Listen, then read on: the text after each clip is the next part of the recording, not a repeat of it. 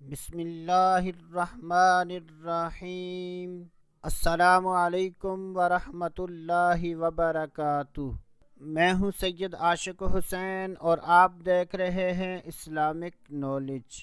آج کی اس ویڈیو میں بات کریں گے خواب میں فالودہ دیکھنا کیسا۔ تو اس کی مختلف صورتیں ہیں۔ حضرت سیدنا ابن سیرین رحمۃ اللہ تعالی علیہ نے ارشاد فرمایا کہ اگر کوئی شخص خواب میں زعفران کے ساتھ فالودہ دیکھتا ہے تو یہ اس بات کی دلیل ہے کہ ایسا آدمی بیمار ہوگا۔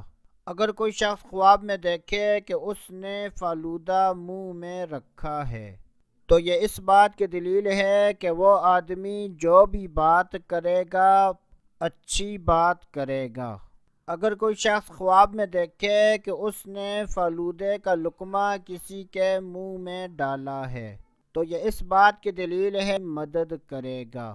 حضرت سیدنا امام جعفر صادق رحمۃ اللہ تعالی علیہ نے ارشاد فرمایا کہ خواب میں فالودہ دیکھنے کی 3 تعبیریں ہیں: اچھی بات کرنا، مال کا ملنا، نفع حاصل ہونا۔